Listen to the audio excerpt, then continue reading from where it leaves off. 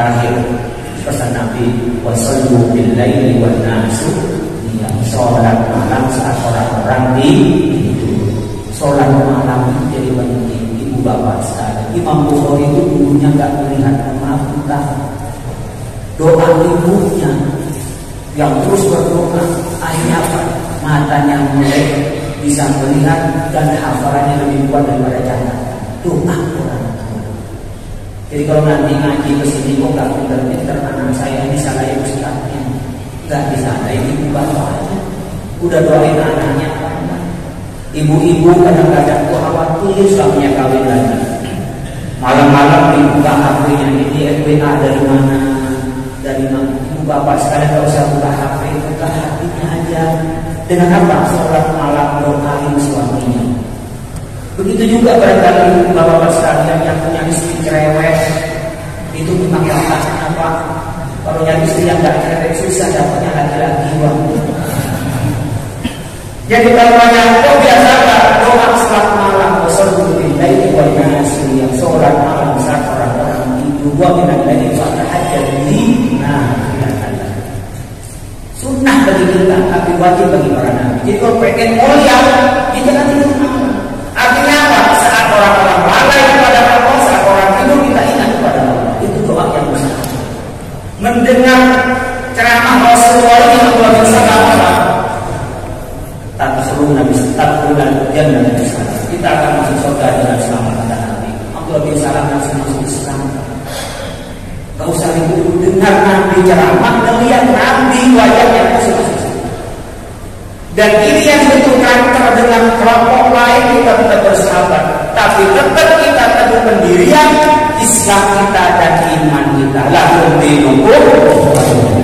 Tidak boleh kita bangga. Antar muslim kita bangun dengan yang baik. Walladzina tabawwa'ud dara wal iman min qablihim yuhibbuna man hajara ilaihim wa la yajiduna fi sudurihim hajatan mimma utu wa yu'thiruna 'ala anfusihim wa law kana bihim. Ini tingkatan orang bersaudara, baik dalam tingkat keimanan, pertemanan, atau di dalam konteks kita keluarga. Ada orang namanya teman, harus ada privilege.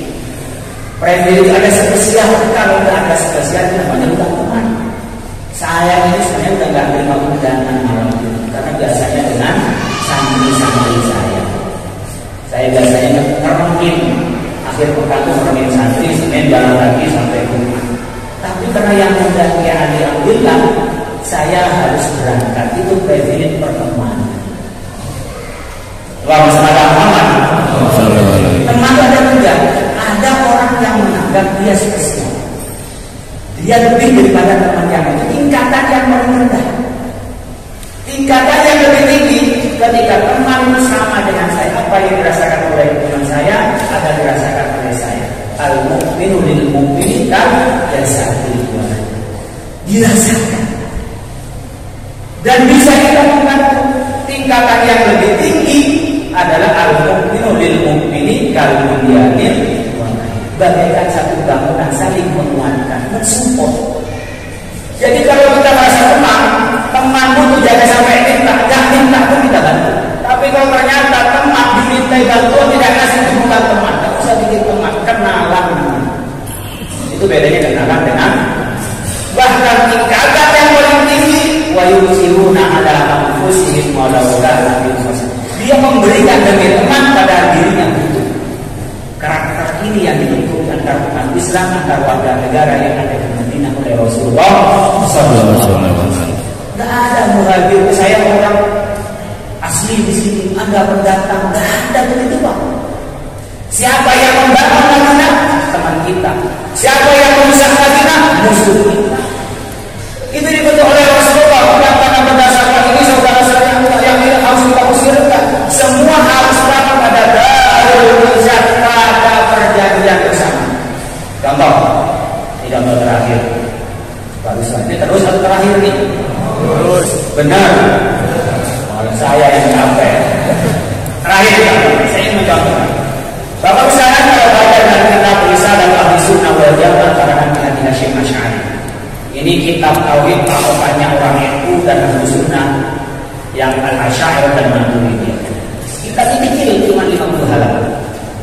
Di dalam itu menceritakan tentang bagaimana Rasulullah memimpin Madinah. Di situ ada Yahudi Bani Nadir melakukan pembangkangan dan mau kembali lagi diserang. Bukan karena Yahudinya, tapi karena melakukan pembangkangan terhadap negara. Ada lagi namanya Bani Umayyah. Ini melakukan pembangkangan dan melakukan kontak dengan kufar Quraisy untuk menyerang Rasulullah SAW. Rasulullah bereaksinya dengan baik dan sabar. Diutuslah sahabat-sahabat untuk mendatangi kampung Quraisy. Dipanggillah sahabat. Ada sekitar 10 sahabat datang. Anda diberi tugas untuk datang ke kampung Quraisy, negosiasi ke sana agar kembali pada NKRM, Negara Kesatuan Republik Madinah. Negara yang Madinah urusan. Kalau bicara Madinah, itu bukan Turki Utsmani, itu ikuti Rasulullah. Kalau kita mau niru Rasulullah, Madinah itu semua mengatakan negara.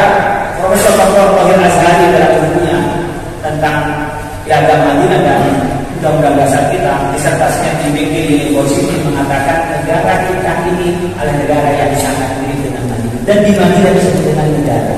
Karena apa? Karena ada kepala negaranya, ada tentaranya, ada rakyatnya, ada pemimpinnya, ada undang-undang. Disebut dengan Sohifah Madinah atau piagam Madinah. Demikian juga disertasinya Profesor Dr. Ahmad Sukardi, Hakim. Ketika Nabi Muhammad itu memimpin di Madinah, ada Bani Quraisy melakukan pembangkangan, mengutus 10 orang bersama semua beresin itu dan kembalikan pada negara kesatuan di Madinah. Apa pesan Rasulullah? La yusalliyanna al asr illa fi Bani Quraisy. Jangan kamu sholat asar kecuali di kampung. Berangkatlah sahabat. Di perjalanan kok sudah jam 5 jelang maghrib. Belum nyampe, masuk jauh, bahkan mungkin isya belum nyampe. Kata sahabat yang satu, ya kita sholat asar saja, nanti daripada lewat sholat asar. Kata yang sahabat lain, tidak, kan kita sudah pesan layu saliyat dan umur asar, jangan kamu sholat asar kecuali di kampung Quraisy. Dia sholatnya di sana. Berdebat Bapak Ibu sekalian. Yang satu bicara soal tekstual itu pesan oleh Rasulullah, yang satu bicara kontekstual. Apa?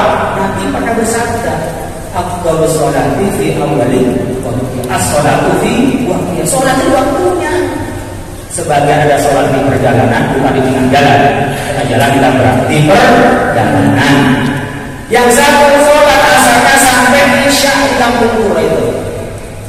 Terbelah dua dalam memahami hadisnya. Dengar yang sama, kehidupan Nabi Muhammad yang sama, jalan bareng, jalan mengartikan beda.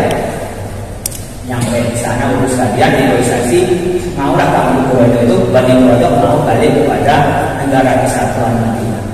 Lapor pada Rasul, ya Rasulullah, kami sudah melaksanakan tugas dan alhamdulillah berhasil ya Rasul. Kata Rasul, alhamdulillah. Dia kembali dengan kita ya Rasul, dia bisa diperangi dengan Nabi. Cuma ada satu ya Rasul yang belum selesai apa? Kami ini beda pendapat ya Rasul, antara sholat asar di kampung itu atau sholat asar pada waktu asar. Apa jawab Nabi? Walam yu'annim ahadan. Tidak ada yang disalahkan mereka. Yang sholat di perjalanan tidak disalahkan, yang sholat di kampung itu isya, sholat asarnya itu isya, tidak disalahkan. Apa kata Syekh Hasyim? Yadullu ala sihhatil amal bima fuhima min syar'i lam yadullu. Melaksanakan syariat itu ikutilah sesuai yang kita paham.